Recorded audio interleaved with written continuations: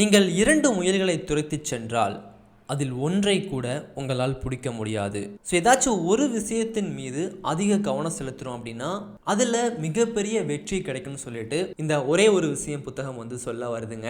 வாழ்க்கையில் நிறைய முயற்சி பண்ணியிருப்பாங்க. அந்த நிறைய முயற்சியில் நிறைய தோல்விகள் தான் நிறைஞ்சிருக்கும். ஒரு பெரிய வெற்றியோ பிரம்மாண்ட வெற்றியோ கிடைச்சிருக்காது. அப்படி கிடைக்காதவங்க படிக்க வேண்டிய புத்தகம் தான் இந்த ஒரே ஒரு விஷயம் புத்தகம். ஏன்னா பெருசாக சாதிச்ச எல்லாருமே இந்த ஒரு விஷயத்தை வந்து ஃபாலோ பண்ணியிருக்காங்க. ஸோ நான் ஒவ்வொரு டாபிக்கா இந்த புத்தகத்தை பத்தி சொல்ல போறது கிடையாதுங்க. இந்த புக்கை நான் படிக்கும் போது எனக்கு பிடிச்ச ஒரு 10 விஷயத்தை பத்தி தான் இந்த வீடியோல வந்து நான் சொல்ல போறேன். ஒவ்வொரு விஷயமே முத்தா இருக்கும், வாழ்க்கைக்கு ரொம்ப பயனுள்ளதா இருக்கும். ஸோ வீடியோ வந்து ஃபுல்லா வந்து பாருங்க. வீடியோக்கு ஒரு லைக்குமே வந்து கொடுத்துருங்க. ஓகே, ஃபர்ஸ்ட் ஒன், ஒரே ஒரு விஷயம். நம்ம எல்லாருமே இதை பயன்படுத்திருக்கோமோ இல்லையோ இந்த ஒரு கதையை வந்து கேள்விப்பட்டிருப்போம். 2 பேர் இந்த இடத்துல வந்து புதையலை வந்து தேடுறாங்க. ஒருத்தன் கொஞ்சம் தூரம் வந்து தோன்றான், புதையல் கிடைக்கலன்னு சொல்லிட்டு இன்னும் ஒரு இடத்துல தோன்றான், அப்படியே தோண்டிக்கிட்டே வந்திருக்கான்.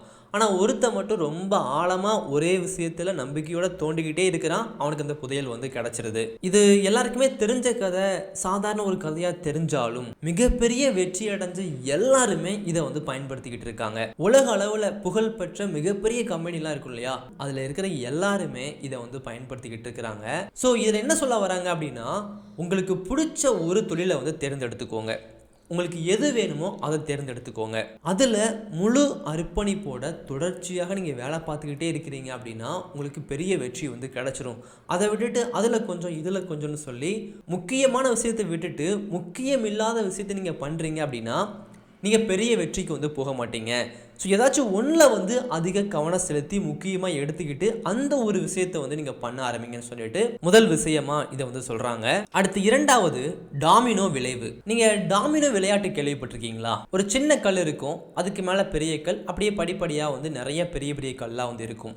இந்த உலகத்தில் மிகப்பெரிய பில்டிங் இருக்கும் இல்லையா, அந்த பில்டிங் அளவு இருக்கக்கூடிய ஒரு மிகப்பெரிய கல்லை கூட இந்த அளவு சின்ன கல்லை வச்சு சாச்சிட முடியும். எனக்கு ஒரு பெரிய இலக்கு இருக்கு, நான் பெருசாக சாதிக்க போறேன் அப்படிங்கறதுக்காக அந்த பெரிய கல்லை மட்டுமே தள்ள முயற்சி பண்றீங்க அப்படின்னா அதை தள்ளவே முடியாது. அதுவே இந்த சின்ன கல்லாம் இருக்கும் இல்லையா, அதை தள்ளுறீங்க அப்படின்னா படிப்படியாக வந்து அந்த பெரிய கல்லை வந்து சாச்சிட முடியும், அந்த பெரிய இலக்கை போய் சேர்ந்துட முடியும். என்னோட புக்கில் இப்போ நான் சொல்ல போகிற ஸ்டோரி வந்து வருங்க. ஒரு சின்ன பையன் கையில் ஒரு மெழுகுவர்த்தியோட ஒரு இருள் அடைஞ்ச ஒரு காட்டுக்குள்ளே வந்து நடந்து போய்கிட்டு இருக்கான். அந்த மெழுகுவர்த்தியோட வெளிச்சம் வந்து ஒரு 4 அடிக்கு மட்டும்தான் அவனுக்கு தெரியுது. அதை தாண்டி பெரிய குழி இருக்குதா, முள் இருக்குதா, பல்ல இருக்குதான்னு சொல்லி எதுவுமே தெரியாது. இப்போ அவன் அதெல்லாம் யோசிச்சுட்டு அந்த இடத்துல இருந்துட்டான் அப்படின்னா அந்த காட்டுக்குள்ளேயே அவன் முடங்கி போயிடுவான். அதுவே இந்த சின்ன வெளிச்சத்தை வச்சு இன்னும் 2 அடி நடந்து போறான் அப்படின்னா அந்த முழு காட்டையும் அவன் கடந்து போயிட முடியும். ஸோ எல்லாருக்குமே இங்கே எல்லாமே வந்து பெருசாக எடுத்த ஒன்று கிடைக்கிறது கிடையாது. ஆனால் அந்த சின்னது வந்து கிடைக்கிது. அந்த சின்னதை பயன்படுத்தி யார் நீண்ட தூரம் வந்து போகிறாங்களோ அவங்க பெருசாக வந்து வெற்றி அடைகிறாங்க.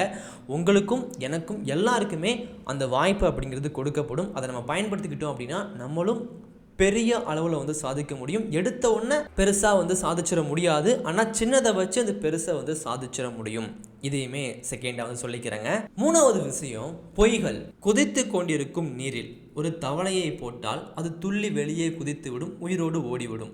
அதுவே குளிர்ந்த நீரில் தவளையை போட்டுவிட்டு அதை மெதுவாக சூடேற்றினால் தவளை கொதித்து இறந்துவிடும்.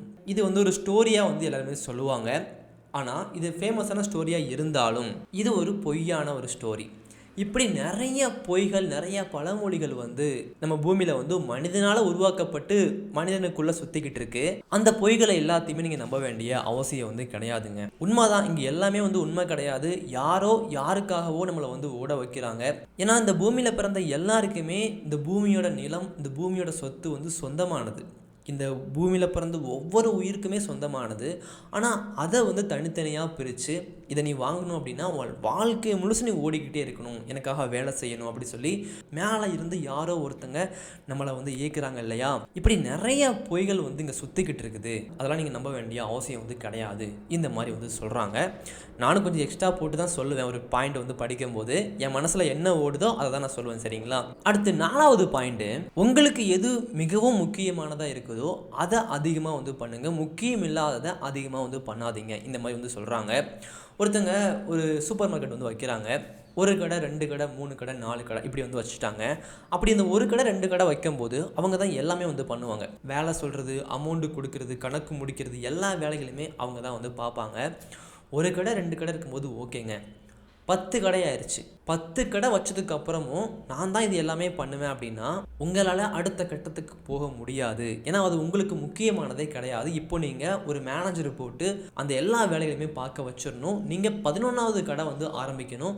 100 கடை வைக்கிறதுக்கு பிளானை வந்து போட ஆரம்பிக்கணும். உங்களுக்கு எது முக்கியமானதுன்னா ஒவ்வொரு வேலையாக சொல்கிறது முக்கியமானது கிடையாது.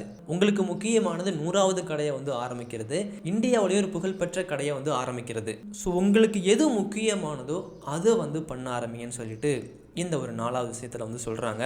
அடுத்து 5வது, ஒரே நேரத்தில் பல வேலைகளை செய்வது நேரத்தை மிச்சப்படுத்தாது, மாறாக நேரத்தை வீணடிக்கும். நம்மள நிறைய பேர் நினச்சிக்கிறோம், ஒரு வேலை பார்த்துக்கிட்டு இருக்கும்போது மொபைல் யூஸ் பண்ணிக்கிட்டே பார்த்தோம் அப்படின்னா நேரம் வேகமாக போயிடும், வேலை பார்க்குறதே தெரியாது, நிறைய வேலைகள் பார்த்துட முடியும், இந்த மாதிரி நினச்சிக்கிறோம். பட் அது உண்மை கிடையாது.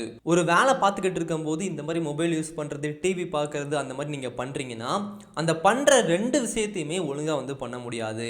நேரத்தை வந்து மிச்சப்படுத்தாது, நேரம் அதிகம்தான் ஆகும். அதே நேரத்தில் நம்ம கொஞ்சம் சோம்பேறியாகவும் ஆயிடும்னு சொல்லிட்டு இந்த பாயிண்ட்ல வந்து சொல்கிறாங்க. எனக்கு தெரிஞ்சு இந்த ஒரு ஹேபிட் வந்து எல்லாருக்குமே இருக்குங்க. முடிஞ்ச வரைக்கும் அதை மாற்றிக்க நம்ம முயற்சி வந்து பண்ணுவோம். ஏன்னா ஒரு 1 ஹவரில் பார்க்க வேண்டிய வேலையை நம்ம மூவி பார்த்துக்கிட்டே பார்க்குறனால ஒரு 2 ஹவர்ஸ் 3 ஹவர்ஸ் வந்து எடுத்துருது. சரி, ஓகே. அடுத்து 6வது பாயிண்ட்டு. இந்த ஒரு பாயிண்ட்டை சொல்கிறதுக்கு எனக்கு கொஞ்சம் மாறியாதாங்க இருந்துச்சு. ஏன்னா ஒழுக்கத்தை பற்றி நம்ம சின்ன வயசுலேருந்து இப்போ வரைக்கும் கேள்விப்பட்டுக்கிட்டே இருக்கிறோம். ஒழுக்கமாக இருந்தால் தான் வாழ்க்கையில் வந்து வெற்றி அடைய முடியும் அந்த மாதிரிலாம் சொல்கிறாங்க இல்லையா. ஆனால் இந்த ஒரு பாயிண்டில் வந்து என்ன சொல்கிறாங்க அப்படின்னா, வெற்றிகரமாக இருப்பதற்கு நீங்கள் ஒழுங்குடன் கூடிய ஒரு நபராக இருக்க வேண்டியதில்லை.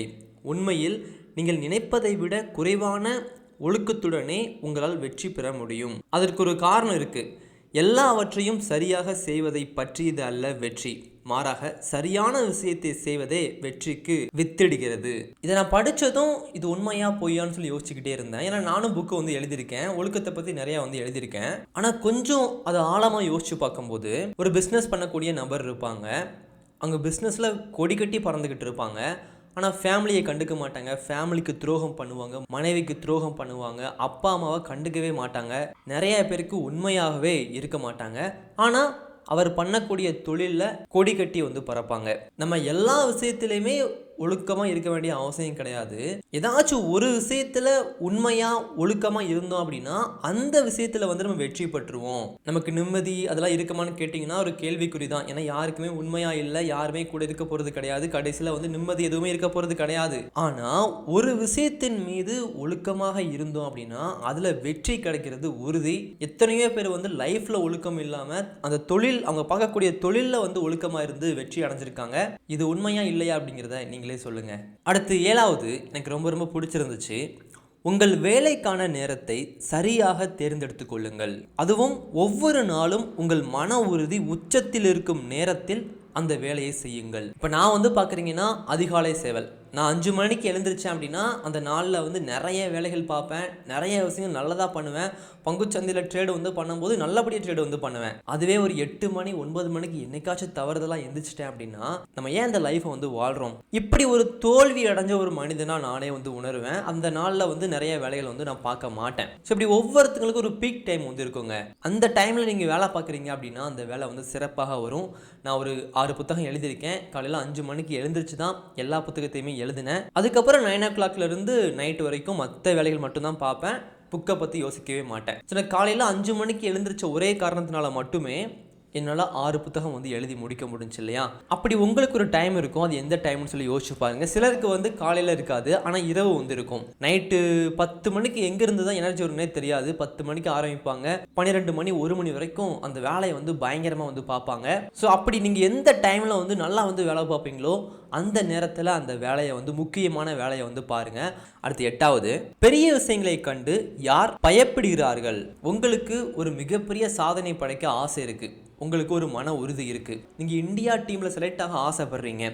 அப்படி ஆசைப்பட்டு யாராச்சும் ஒருத்தங்க கிட்ட போய் சொல்கிறீங்க, எனக்கு இந்த மாதிரி ஒரு கனவு இருக்குது, ஆசை இருக்குது, அதுக்காக நான் ஓட போகிறேன், இந்த மாதிரி சொல்கிறீங்க அப்படின்னா அவங்க மனசில் என்னங்க நினைப்பாங்க? உங்களால் அது முடியுமா முடியாதான்னு சொல்லி நினைக்க மாட்டாங்க, உங்களுக்குள்ள திறமை இருக்குதா இல்லையான்னு சொல்லி நினைக்க மாட்டாங்க.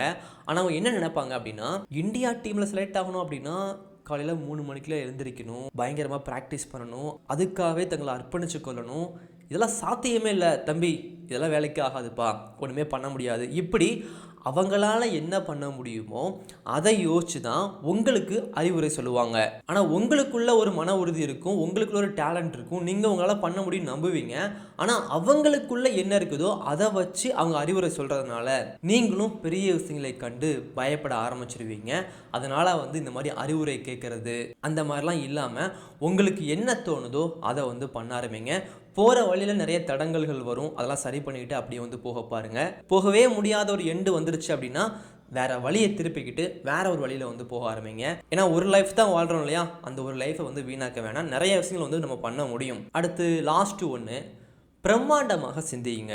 ஒரு கடைக்குள்ள 2 பொண்ணுங்க போறாங்க. ஒருத்தங்க கையில ஒரு சின்ன கையில தூக்குற கூட இருக்கு, இன்னொருத்தங்க கையில தள்ளிட்டு போற கூட இருக்குது. 2 பேரும் ஒரே அளவு தான் சம்பாதிக்கிறாங்க, 2 பேருக்கு ஒரே தேவை தான் இருக்குது, 2 பேரும் ஒரே மாதிரி பொருட்கள் தான் வாங்க போறாங்க.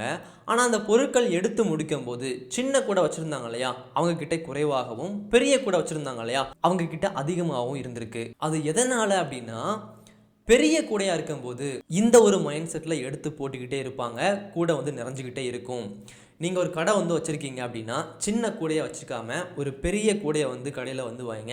உங்களுடைய வியாபாரம் மந்த்லி 10,000க்கு போய்கிட்டு இருக்கு அப்படின்னா அது 15,000மோ 20,000மோ சீக்கிரமாகவே மாறும். இதை நான் ஏன் சொன்னேன் அப்படின்னா, அந்த சின்ன கூடை மாதிரி சில பேருக்கு சிந்தனைகள் இருக்கு, அந்த பெரிய கூடை மாதிரி சிலருக்கு சிந்தனைகள் இருக்கு. நீங்கள் ஒரு கடை ஆரம்பிக்க ஆசைப்படுறீங்க அப்படின்னா சின்னதாக சிந்திச்சு அதை ஆரம்பிக்கும் போது அந்த ஊருக்கு ஏற்ற மாதிரி தான் ஆரம்பிப்பீங்க.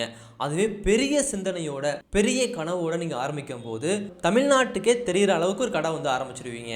ஸோ நம்ம சிந்தனை எந்த அளவு இருக்குதோ அதுக்கு ஏற்ற மாதிரி தான் அங்கே செயல்களுமே நடக்க போகுது. நீங்கள் அந்த செயலை செய்ய போகிறீங்க. அதனால் உங்கள் சிந்தனையை எப்போதுமே பெரிதாக வச்சுக்கோங்க.